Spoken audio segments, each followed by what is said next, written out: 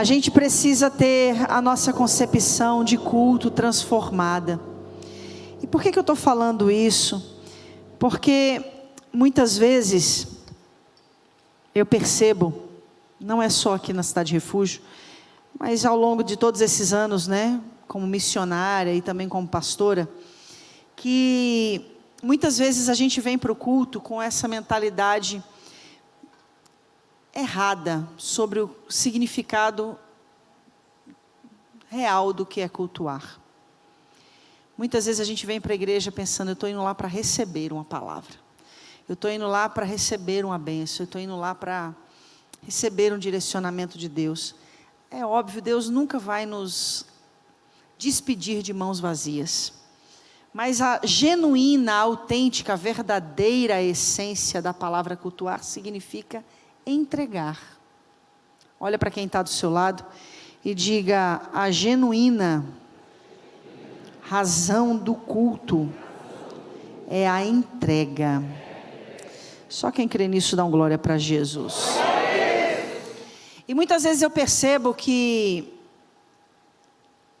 acontece aquele momento da palavra e a gente está ali ávido para receber, para entender aquilo que o Senhor quer falar com a gente. E na hora da ministração de dízimos e ofertas, principalmente quando dízimos e ofertas é deixado para o final, sabe o que muitas vezes acontece? Algumas pessoas levantam e vão embora. Porque essa concepção do culto já foi completa na mentalidade dela do que? Eu já recebi. Mas o culto, de fato, ele se estende não só a esse ato de dar, e dar o quê? Dar ouvidos. Dar o quê? Dar a minha adoração em forma de louvor, em forma de canção.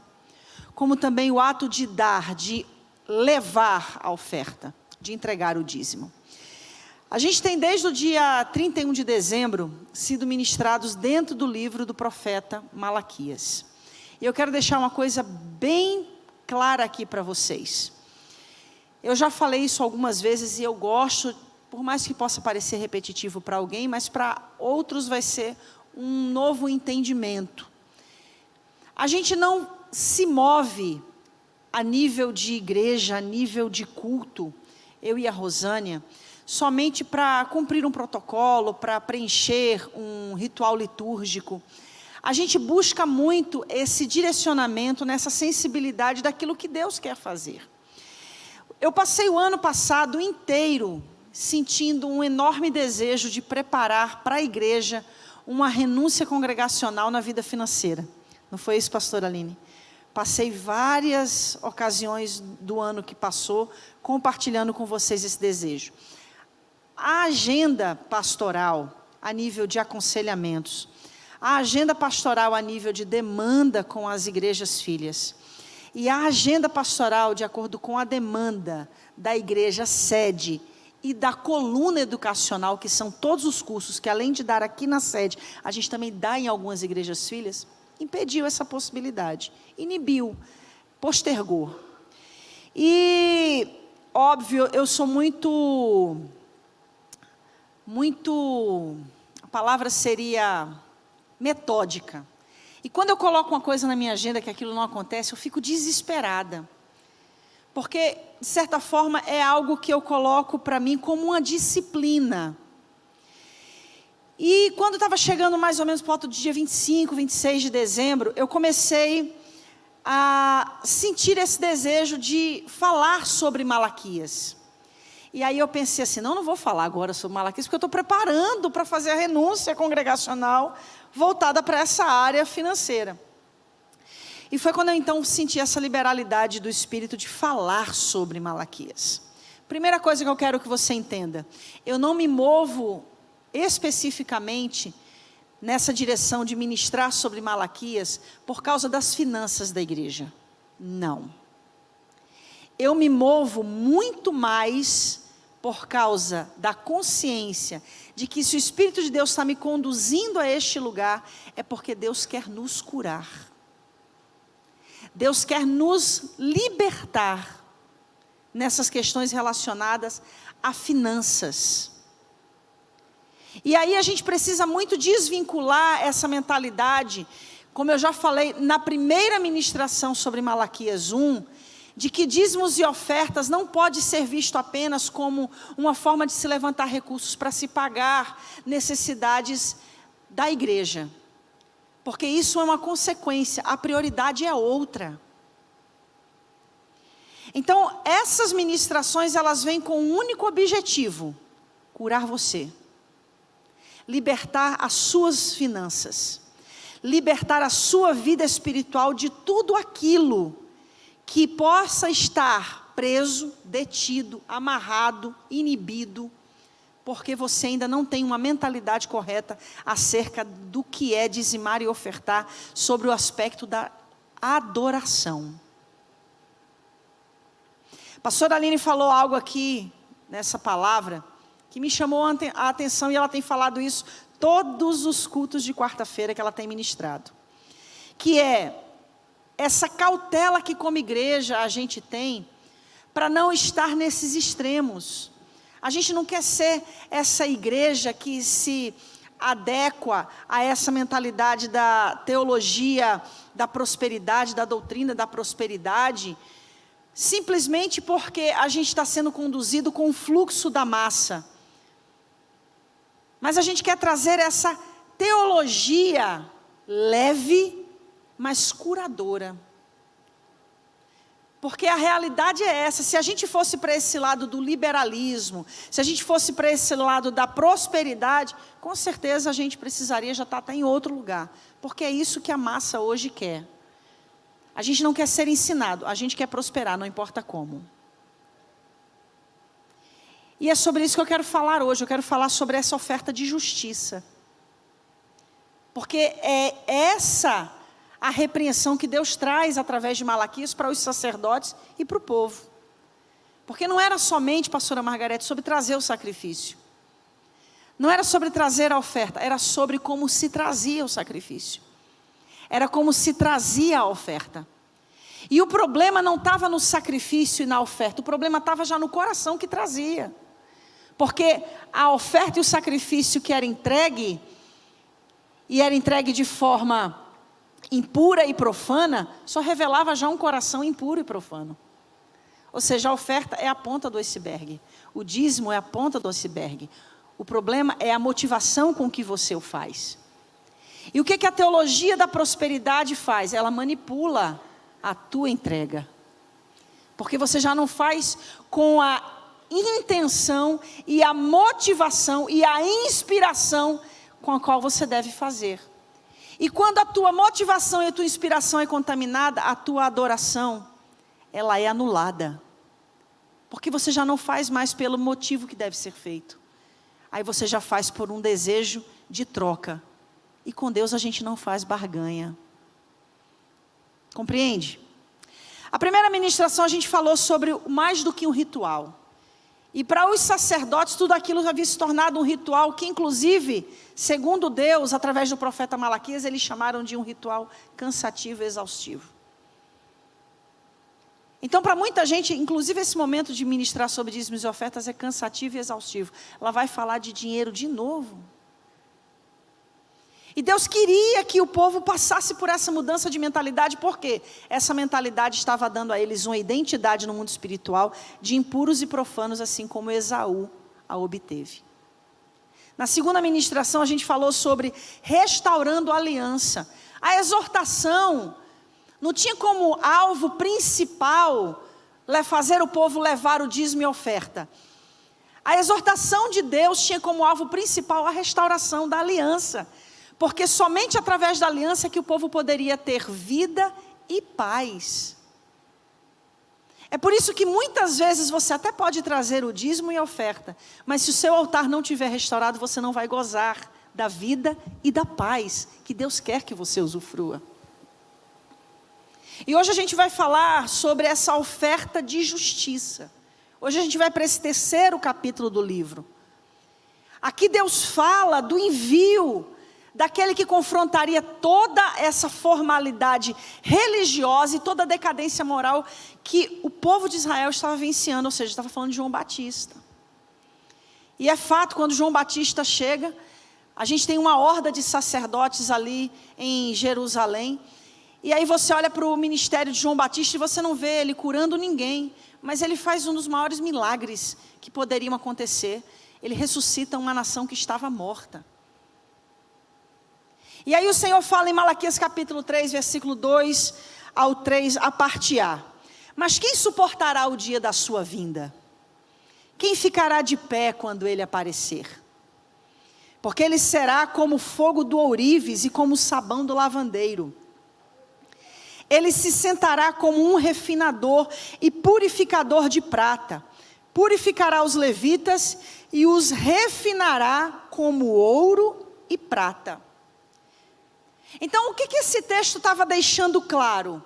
Estava deixando claro para aqueles que haviam quebrado a aliança do Senhor, desde os sacerdotes, a gente falou isso no capítulo 1, até o povo, a gente falou isso no capítulo 2, que esse dia da vinda do Senhor, o Senhor que eles tanto almejavam que viesse, não ia ser um dia grande, mas ia ser um dia terrível. Porque nesse dia toda a impureza, nesse dia toda a sujeira seria purificada e seria lavada. E a ênfase que o Senhor traz é de que, assim como um refinador, assim como o purificador da prata faz com a prata, assim o Senhor faria com eles, os purificaria. E aí o Senhor está falando do sacerdote do levita, por quê? Porque Deus está falando a nível de uma cobertura espiritual. É como uma raiz, se a raiz estiver podre, todo o resto está comprometido. O mau exemplo dos sacerdotes e dos levitas estava comprometendo o culto dos fiéis. Estava comprometendo o culto daqueles que iam até então movidos por um desejo autêntico. Mas à mercê de maus exemplos, as suas ofertas, os seus sacrifícios começaram a ser também contaminados. É por isso, por exemplo, que não é todo mundo que sobe aqui no altar para ministrar sobre dízimos e ofertas. Primeiro, porque para você ministrar sobre dízimos e ofertas, você precisa ter a legalidade de ser um dizimista e ofertante. Eu não sei se você sabe, mas quando a gente vai enviar alguém para a obra, para pastorear uma igreja, a gente tem a cautela de que aquele pastor não esteja nem com o nome sujo no Serasa. Por quê? Porque é uma questão de legalidade. A gente vê hoje uma teologia que renega essa questão da legalidade, da autoridade. Querido, é muito claro isso na minha vida, a vida inteira, e tem sido muito claro na vida daqueles que estão debaixo da autoridade, o quanto isso realmente é real. O mundo espiritual é real. E aí o que o Senhor fala? Olha, o primeiro alvo de purificação não vai ser o povo, o primeiro alvo de purificação vai ser o altar. Pedro inclusive fala sobre isso quando diz: se o juízo de Deus começa pela sua própria casa, qual será o fim daqueles que não temem a Deus? Então, acerto de conta de Deus, primeiro não vai ser com o mundo, vai ser comigo e com você. Lá em Ezequiel, no capítulo 9, quando o Senhor manda o anjo sair com um tinteiro, marcando a testa dos que são fiéis, porque ele iria enviar em seguida um outro anjo para destruir.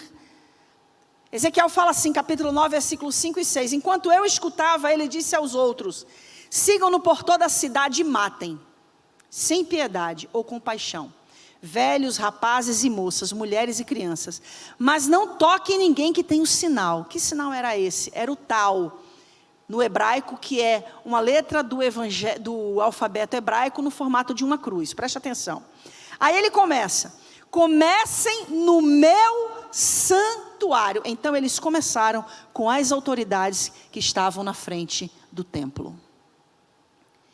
Então, para eu ministrar sobre dízimos e ofertas, eu preciso estar com legalidade.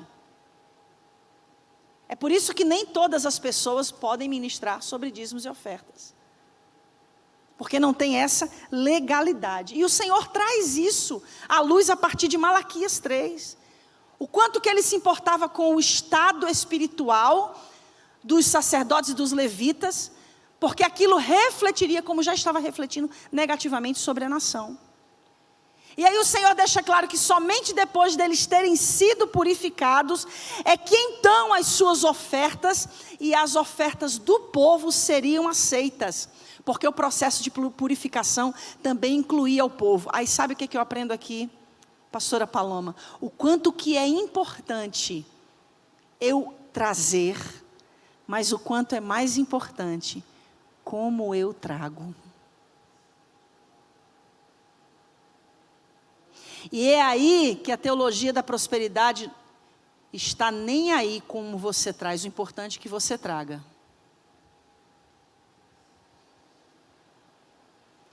E o que a gente tem te ensinado há 12 anos, e para quem chegou agora que não sabe, é exatamente isso. O importante é que você traga, mas o mais importante do que você traz é com que coração você traz. E é isso que Malaquias fala. É sobre isso que o profeta está falando através do Espírito. Malaquias 3, versículo 3, a parte B até o versículo 4. Assim trarão ao Senhor ofertas com justiça. Olha que coisa linda. Então as ofertas de Judá e de Jerusalém serão agradáveis. Porque não é só sobre trazer, é como se traz. Não é agradável porque é milhão. Não é agradável porque é bilhão. Não é desagradável porque é tostão. É agradável por causa da forma como se traz, independente do quanto se traz. É por isso que a oferta da viúva foi agradável. Não só por causa da quantidade, mas com o coração com que ela trouxe. E a gente passar por esse processo de cura para falar sobre dízimos e ofertas dentro da igreja, não traz uma mudança somente aos cofres da igreja, mas traz uma mudança a respeito dos adoradores da igreja. Você está entendendo? Pode aplaudir.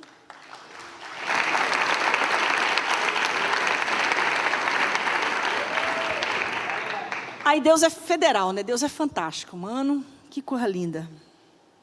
Porque no versículo seguinte desse contexto, Deus está falando da imutabilidade dele. Ele está dizendo, vocês mudam, mas eu não mudo.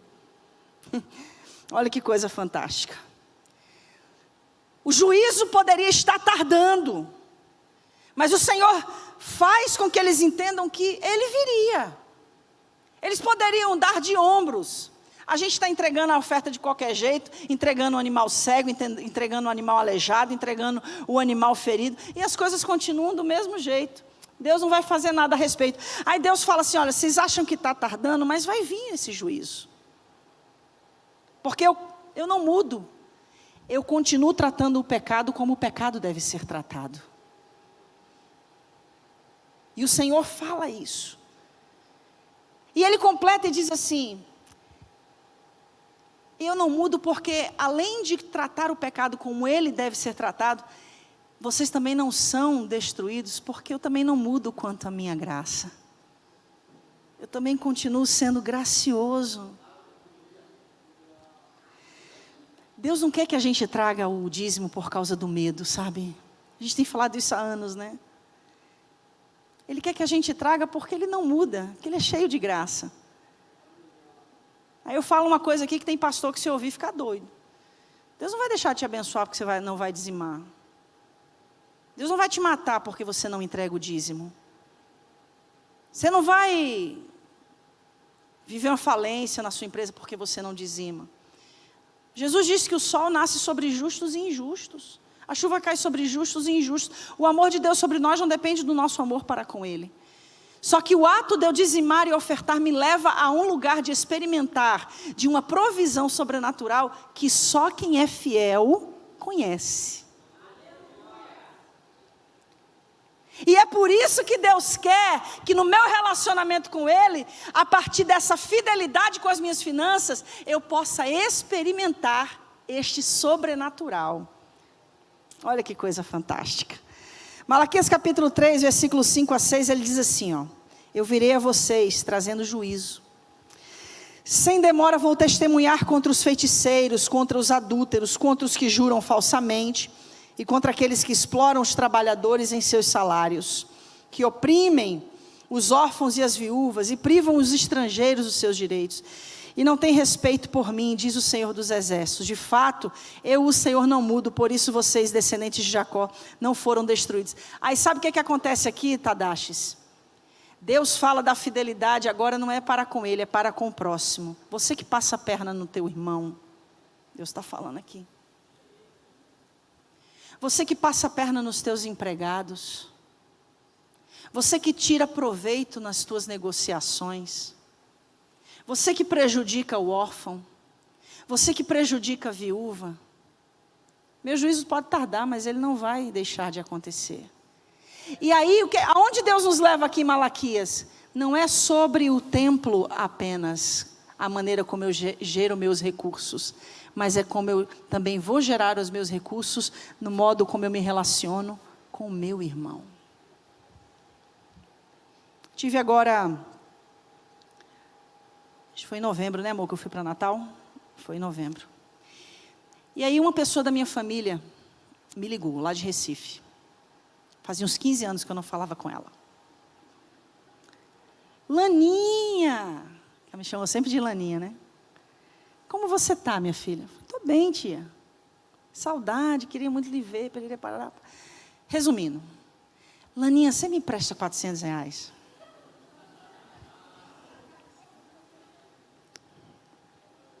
Pô, 15 anos sem vê-la, né? Sem falar com ela. Falei, claro, tia, que eu te empresto. Eu vou te pagar no final do ano. Mais tardar no final de dezembro. Fique em paz, tia, preocupa não. Emprestei os R$400. Chegou a data, não me chamaram.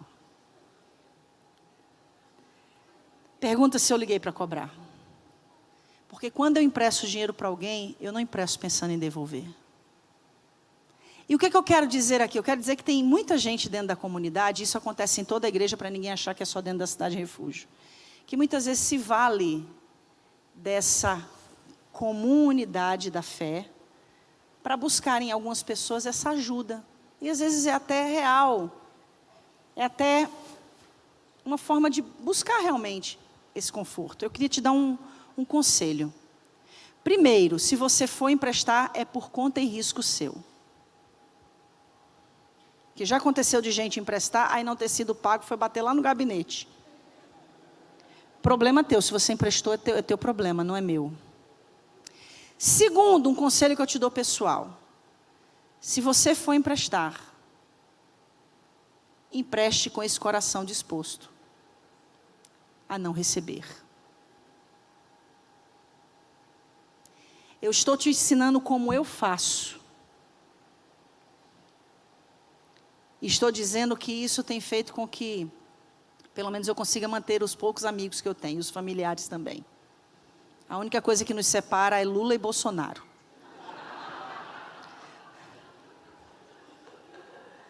Então Deus está falando também dessa forma como eu me relaciono com as minhas finanças. Não é só para com o templo, é para com o próximo. Para terminar, a denúncia de Deus para com o seu povo é que eles haviam gradativamente se desviado de seus caminhos. Gente, não acontece assim, eu vou me desviar, vou parar de fazer aquilo que Deus gosta que eu faça. Não, a gente começa a abrir mão de princípios, a gente começa a negociar valores. Até chegar no momento que a gente já está negando todos os princípios e já negociou todos os valores possíveis. E aí eles fazem uma pergunta para Deus que Deus fica muito irritado. Como que nós voltaremos? Porque a pergunta que eles estão fazendo para Deus era como se eles estivessem negando que o que Deus estava lhes atribuindo como culpa fosse uma acusação indevida. E gente, vamos se colocar no lugar de Deus?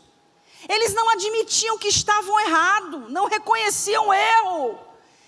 Não há mudança de atitude em quem não reconhece erro. Então, se você que é líder vai aconselhar alguém do seu departamento, primeira coisa que você precisa identificar é se há genuíno arrependimento. Porque se não há genuíno arrependimento, eu te aconselho a não dizer absolutamente nada. Por quê? Porque isso só vai estar colocando mais brasa sobre a cabeça daquela pessoa. Porque quanto mais conhecimento da verdade aquela pessoa tem, menos se abstém de obedecê-la, mais réu do juízo ela se torna. Então, olha só, olha para quem está do seu lado, diga, esse é um dos maiores problemas dentro da nossa geração. As pessoas não admitem que estão erradas.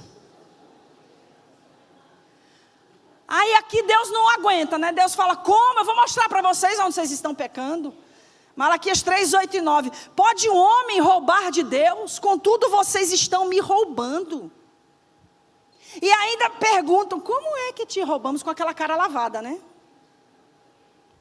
Nos dízimos e nas ofertas, vocês estão debaixo de grande maldição, porque estão me roubando. A nação toda está me roubando. Então o que Deus estava dizendo é que servir a Ele de maneira falha, nos dízimos e nas ofertas, era o mesmo que roubar a Ele. Era isso que Deus estava dizendo através do profeta Malaquias. Em Levítico capítulo 27, versículo 30 a 33, diz: o dízimo dos seus rebanhos, 1 de cada 10 animais que passem debaixo da vara do pastor será consagrado ao Senhor. O dono não poderá tirar os bons dentre os rins, nem fazer qualquer troca. Se fizer alguma troca, tanto o animal quanto o substituto se tornarão consagrados e não poderão ser resgatados. São esses os mandamentos que o Senhor ordenou a Moisés no Monte Sinai para os israelitas. Aí tem uma lista de passagens bíblicas e contextos que falam sobre a questão do dízimo, que não me cabe aqui, mas eu vou fazer quando eu for fazer a renúncia congregacional na vida financeira. Então presta atenção. Essa palavra no original que é usada para falar do roubar na oferta é terumã, ou seja, oferta espontânea. Olha que coisa linda. Todas as vezes que eu coloco no coração de vocês o desejo de levar a oferta espontânea, vocês retraem esse desejo e não trazem a oferta espontânea. Sabe por quê? Porque a gente sente assim, vou dar R$50 de oferta, não, seu inimigo falando na minha cabeça. Ou seja, esse terumã, essa oferta espontânea, essa oferta que o Senhor move o nosso coração, ela está sempre sendo detida. Por que ela é detida? Porque a voz do egoísmo, a idolatria sobre o dinheiro é maior do que a devoção que proferimos dizer que temos a Deus. E deixa eu falar uma coisa, a gente é inteligente para tudo, mas a gente dá uma de burro na hora de dízimos e ofertas. Vendeu a casa. Ah, era para dizimar, eu não sabia. É sério que você não sabia? Ganhou uma herança. Ah, era para dizimar também, pastor Ricardo, a herança? Eu não sabia. Tão inteligente. Ganhou a causa na justiça. Ah, era para dizimar? Não. Era não. Foi mandado embora, uma rescisão. Ai, era para dizimar? Não. É para você torrar tudinho. Olha o que a palavra fala aqui, ó. Números 15, 17 a 21. O Senhor disse ainda a Moisés: diga aos israelitas, quando vocês entrarem na terra para onde os levo, e comerem do fruto da terra, apresente uma porção como contribuição ao Senhor. Apresentem um bolho feito das primícias da farinha de vocês. Apresentem-no como contribuição da sua colheita. Em todas as suas gerações vocês apresentarão das primícias da farinha uma contribuição ao Senhor. Sabe qual é a primeira coisa que a adoração a Baal exigia? Exigia ao seu poste-ídolo Aserá que fosse entregue um bolo. Na Bíblia é chamado um bolo ofertado à rainha dos céus. Satanás, ele é tão astuto, porque o desejo do diabo é ter exatamente aquilo que é de Deus. Então, quando eu não entrego o que é de Deus para Deus, eu estou roubando a Deus. E se eu roubo a Deus, eu estou dando a quem o que era de Deus? Ao diabo. Não, pastor, eu estou pagando a minha conta de água. Não estou dando para o diabo. Eu estou pagando o meu aluguel. Eu não estou dando para o diabo. A Bíblia diz que você está roubando a Deus. Ah, mas isso é no Antigo Testamento. Então vamos fazer o seguinte. Ao invés da gente tirar aquilo que nos cabe, que é do Antigo Testamento, vamos deixar de usar todo o Antigo Testamento. Quando o negócio ficar ruim para você, não cita o Salmo 23, verso 1. O Senhor é o meu pastor, nada me faltará, porque é Antigo Testamento também.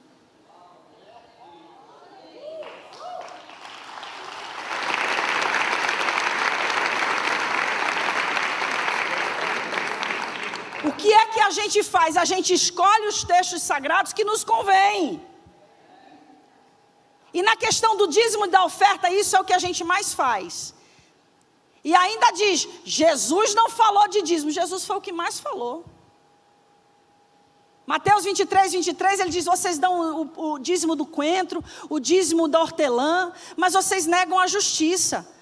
Fazei estas coisas sem negar as outras. Jesus não está desfazendo do dízimo. Ele está dizendo, olha, deem o dízimo, mas não deixem de ajudar os necessitados no meio do povo. Percebe? Consegue entender? Mas você só vai conseguir entender se realmente você quiser. Terminando. Que maldição é essa que o Senhor falou que enviaria? Malaquias 2:2. Se vocês não derem ouvidos, não der ouvido, e não se dispuserem a honrar o meu nome, diz o Senhor dos Exércitos, eu lançarei maldição sobre vocês, e até amaldiçoarei as suas bênçãos. Aliás, já as amaldiçoei, porque vocês não me honram de coração. Gente, a bênção ela vinha como um entendimento de que eles estavam sonegando o que era do Senhor. E o que era do Senhor? Todos os dízimos deveriam ser trazidos. As ofertas de primícias deveriam ser trazidas. O que era que o dízimo e a oferta fazia para o templo? Trazia mantimento. Mantimento para quem? Para o sacerdote e para o levita. Vamos lá. Eu não quero esconder nada aqui. Era através do sistema dos sacerdotes e dos levitas que os cultos poderiam ser feitos ali no templo, porque eles eram os responsáveis pelas liturgias, pelas cerimônias, pelos rituais de adoração.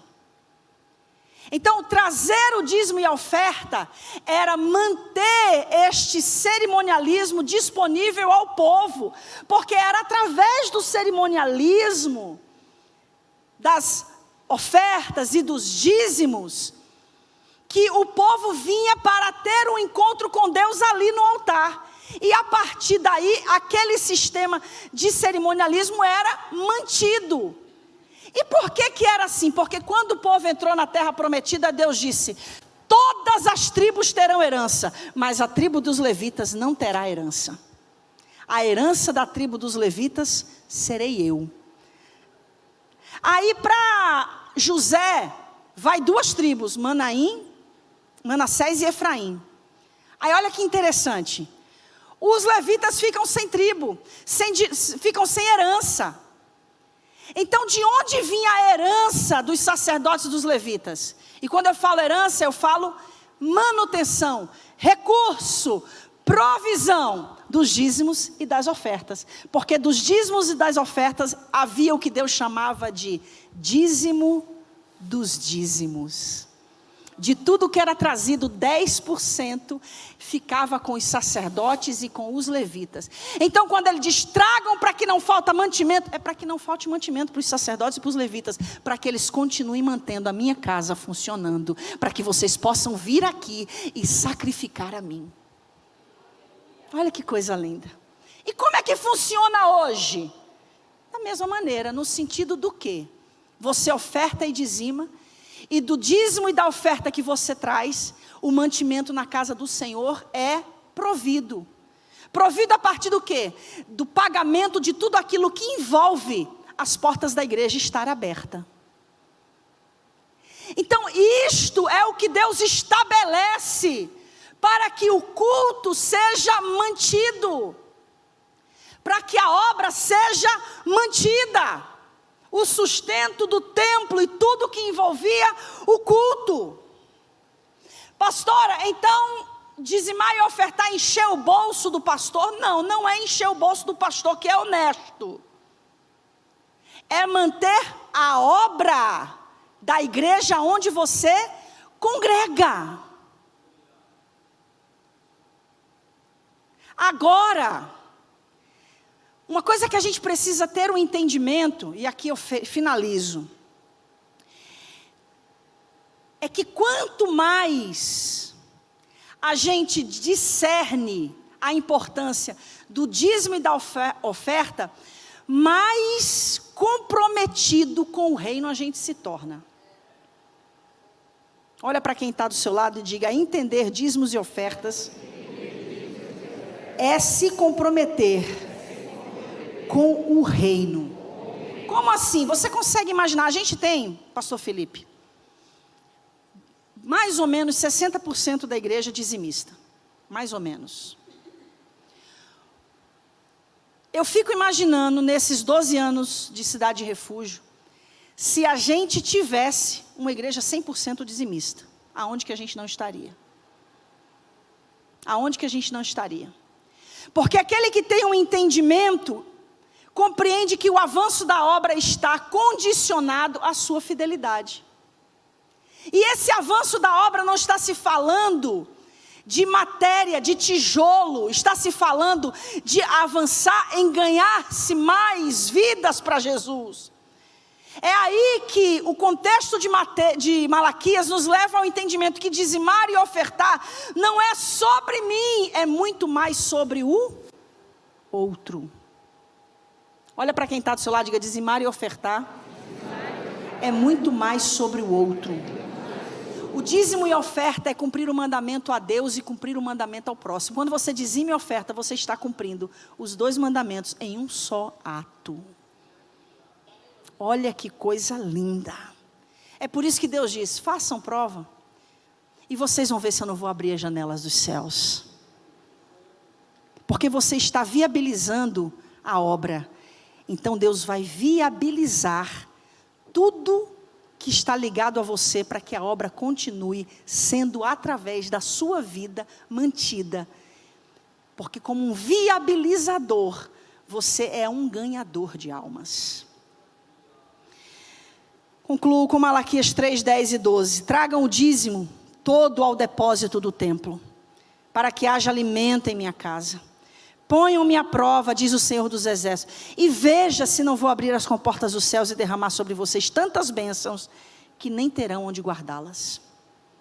Impedirei que pragas devorem suas colheitas, e as videiras nos campos não perderão seu fruto, diz o Senhor dos Exércitos. Aí o versículo 12 fecha. Então todas as nações os chamarão felizes, porque a terra de vocês será maravilhosa, diz o Senhor. E o Senhor termina: muitos de vocês dizem que é inútil me servir. Não é inútil me servir. Tem muita gente que diz: é inútil dizimar e ofertar. Deus diz: não é inútil. Versículo 14 e 15, vocês dizem: é inútil servir a Deus. O que ganhamos quando obedecemos os seus preceitos e andamos lamentando diante do Senhor dos Exércitos? Por isso agora consideramos felizes os arrogantes, pois tanto prospera o que pratica o mal, como escapam ilesos que desafiam a Deus. E o Senhor diz assim para eles, olha a resposta, versículo 16 a 17. Depois aqueles que temiam o Senhor conversaram uns com os outros, e o Senhor os ouviu com atenção, e foi escrito num livro como memorial na sua presença, acerca dos que temiam ao Senhor, e honravam ao seu nome. No dia em que eu agir, diz o Senhor dos Exércitos, eles serão meu tesouro pessoal. Eu terei compaixão deles como um pai tem compaixão do filho que lhe obedece. Sabe o que Deus está dizendo? Cada um daqueles que faz a minha obra, que me honram, tudo o que fazem eu tenho escrito num livro que chamo diante de mim de memorial. Aqui tem uma grande revelação. Além do nome escrito no livro da vida, a gente ainda vai ter um livro onde nossas obras estarão escritas. Um memorial. E aí o Senhor termina dizendo para Malaquias 3:18, é aí, Malaquias, que você vai ver a diferença entre o que serve a Deus e o que não serve. Entre o justo e o ímpio. Através da justiça, através do sacrifício, da oferta de justiça, do coração, da motivação com que faz, porque se move pelo amor a Deus e pelo amor ao outro, mas não faz movido por uma barganha pessoal. Se coloque de pé em nome de Jesus. Pegue o envelope que está diante de você, esse QR Code que está na sua frente, não é para apenas facilitar você, mas é para também te lembrar de você sair do seu lugar e vir entregar o seu envelope. O intuito desse QR Code não é você simplesmente fazer, sentar, enquanto a gente está louvando, você ficar no Instagram e no WhatsApp trocando figurinha. Não. A oferta tem que ser completa. E a oferta é completa quando a gente vem entregar. Por quê? Porque eu venho com o meu coração entregar a minha oferta. Eu não venho com a minha oferta entregar o meu coração, é o contrário. Eu venho com o meu coração trazer a oferta para o Senhor. Pai, em nome de Jesus, quero te agradecer por cada dizimista dessa igreja. Por cada dizimista de todas as cidades de refúgio. Quero te agradecer porque eles são, nas tuas mãos, os instrumentos que o Senhor tem usado para que vidas continuem sendo ganhas. Eles são aqueles que trazem o mantimento para a tua casa. Eles são os provedores, os viabilizadores de salvação. Eles são aqueles que tornam possível que outros sejam alcançados. Aqueles que receberam os panfletos de evangelismo e continuam recebendo. Talvez 6 meses depois de terem recebido esse panfleto, procurarão essa igreja e a encontrarão de portas abertas, porque há mantenedores na tua casa, há dizimistas e ofertantes. E eu quero te pedir a bênção sobre a vida de cada um deles. Não como uma barganha, mas como uma resposta ao que o Senhor diz: façam prova de mim. E hoje eu faço prova de ti. E eu te peço, abençoa os dizimistas desta casa de uma maneira sobrenatural neste ano de 2023. Abre porta onde não tem parede. Faça com que eles vivam uma provisão sobrenatural e inesperada. Que para cada poço que seja entulhado, o Senhor dê 10 poços cheios de água para eles. É a minha oração, Pai. E que eles venham, mas não venham com a oferta. Venham com o coração apresentar a oferta. Em nome de Jesus. Amém e amém.